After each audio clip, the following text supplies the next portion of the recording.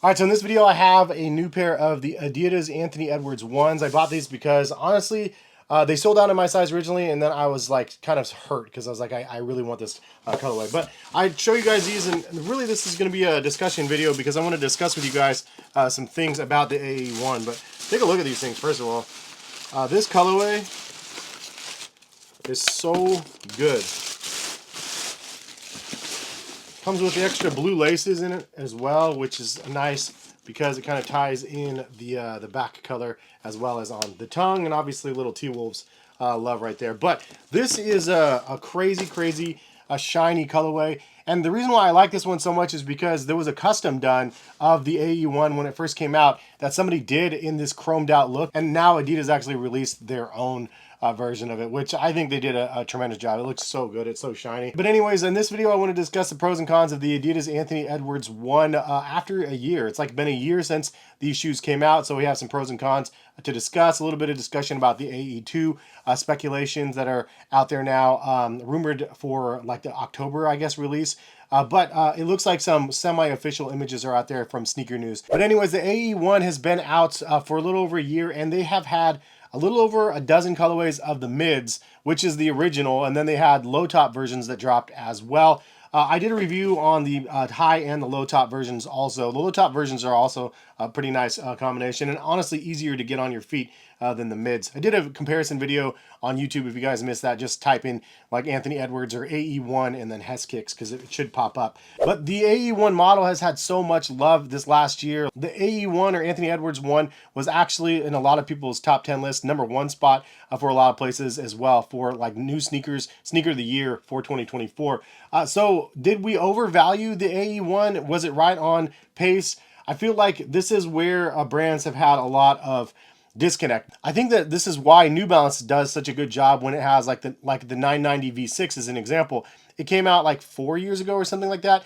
They keep making new colorways of that same exact model. They're not bringing you a 990 V7 the next year and then a 990 V8 the year after that. They have like a 4, 5, 6 year shelf life of that model before they introduce a new one. And I think that that is like the smartest like way you can actually have products introduced. Like I feel like we're in this bubble of like so many new models every single year, which personally I like. It's fun to be able to have new versions, but when you have, what are they, 20 signature sneakers or more like on the NBA and WNBA right now, and then all of them have new models and new versions every single year. And then also out of those models, they have 20 different colorways, maybe 30 different colorways, and then high top, low top versions as well. It gets crazy overwhelming from a consumer perspective. Like, I mean, I couldn't tell you the difference in some of the models that we've seen out there in the last handful of years. But it's also the longevity of the product. I don't know. It feels like it's just too short-lived. And the AE1 had a really special place in 2024 where this was one that was a little bit different than the rest. First of all, the design was crazy. Obviously, kind of, to me, it was like a foamposite sort of vibe where you have these really crazy panels on the sides of the shoe. The traction on the outside was kind of cool. They have boost in the midsole. Overall, just the style of the shoe is great. It's a polarizing shoe similar to the way Anthony Edwards plays basketball. I also like the fact that they reinforced the sidewalls of the shoes. Like a lot of the Nike shoes, unfortunately, have blowouts on the sides right here, and this is a shoe that I don't think you're gonna have that problem because of the way that you have the construction. Now I'll get into more of the pros and cons in a minute, but ultimately, this was a different shoe. It was a different breed. And the fact that they released them, and I don't think Adidas knew that it was going to catch on as well as it did. And they adjusted pretty quickly because when you're creating a product, at least like from the Nike front, it takes a couple years in advance before you actually go to market with that product. And I'm assuming it's the same way with Adidas. Like they probably had a couple colorways of this one. They thought it was going to do okay. Probably not as good as like the Hardens or something else because that's like their flagship. But they were probably already working on the second version and ready to go for the next year. And it feels like they've like waited because we've seen different sample versions of potential AE2s or Anthony Edwards 2s, which is the other thing. They changed the name. It was the AE1. Now it's the Anthony Edwards 1. So just pointing that out, if you guys didn't notice, they actually changed that, which is kind of cool. I like that they actually have his name, his full name in the thing, because everybody's doing like the initial thing. So it makes more sense to have his full name on the product. But we've seen images of the AE2s and stuff kind of surface, and then it feels like Adidas said, wait a minute, we gotta like bask in this glorious moment of having a great product and having consumers really enjoy it. Let's create some more colorways and let's like let this live a little bit longer, which seems to be the case. They're supposedly releasing the AE2s again in October for this year, and the new images of them, I don't know how you guys feel. Leave a comment in the comment section. What do you guys think about the new look of the AE2s? I feel like they look polarizing as well. They look different. I think that Adidas just does a great job designing products in general. Like, look at the Harden Volume 9s. They're so different than anything else in the market. I like the Harden Volume 9s better than the AE1s. Even just the overall aesthetics of the shoe, I think, is so crispy clean and different. But the AE2s, I think, look really good as well. I think that Adidas does a great job in color blockings also, so I'm looking forward to seeing different colorways of the AE2 because that's really going to draw us in, I think, when we see different versions. And then, of course, you could always do the collaboration route as well. And I'm waiting for the comments because this one definitely looks like the Mirror Foam Posits. Check these out. I mean, I love the Mirror Foam Posits. This one has clear soles on the outside, but they have the blue accents as well, and then it has the NYC on the back of these pennies. I love that they did that. That's obviously a nod to New York, which is, I believe, where the All-Star game was that year. But these look crazy dope next to each other.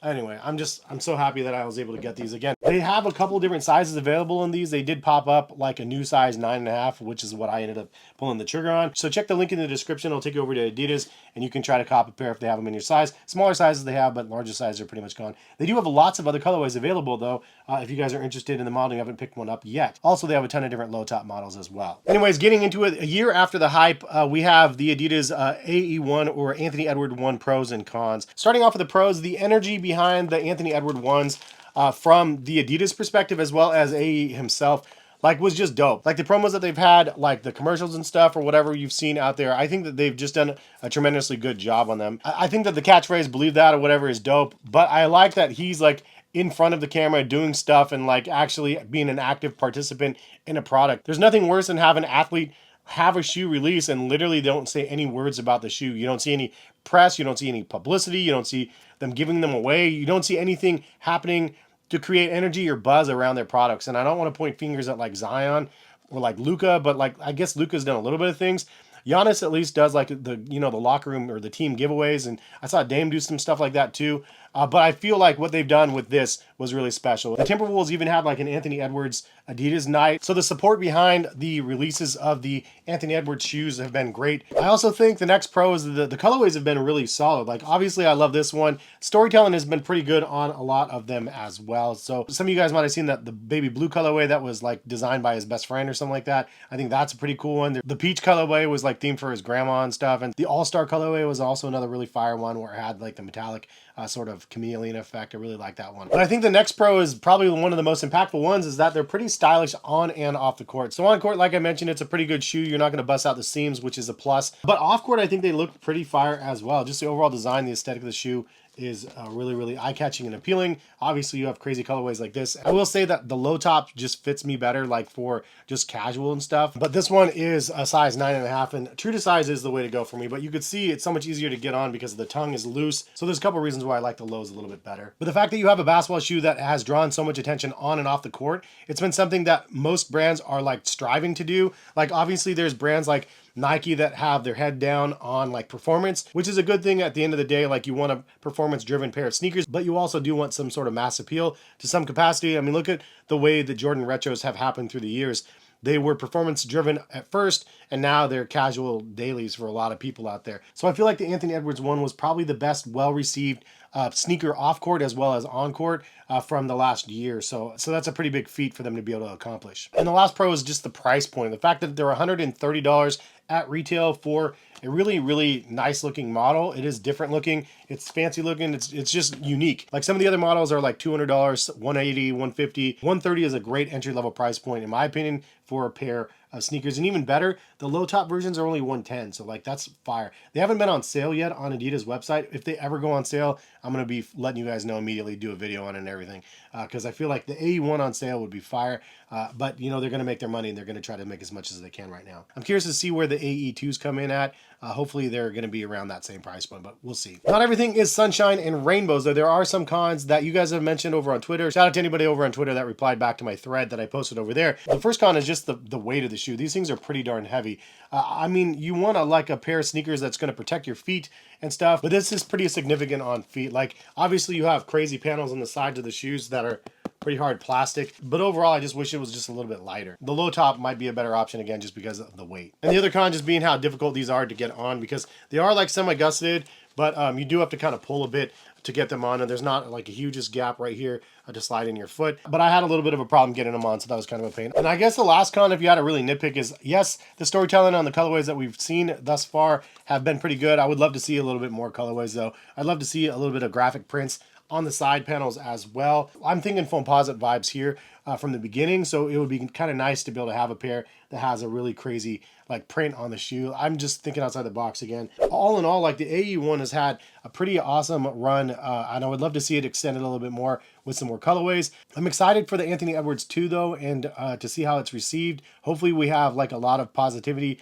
with it, and it's an on-court performance shoe as well as like an off-court pair that we can wear and appreciate. But leave a comment, let me know what you guys think about the AE1, things you like, dislike, where it fits among like the current rotation of sneakers, like for basketball players and so on. I feel like, again, they've just done a tremendous job, so it's been fun to be able to see the growth of him as an athlete, as like a role model lead player on the team, and then also the growth of like just the products in general, and the fact that we have an extended window, hopefully because of the success of the product, which is a very organic thing to have had happened. It doesn't happen to a lot of brands. It doesn't happen to a lot of sneakers. So it's kind of fun to be able to take a deep dive and think about the last year of the AE1. And yeah, man, I'm excited for the future of Adidas and Anthony Edwards. Anyways, hopefully you guys enjoyed the video.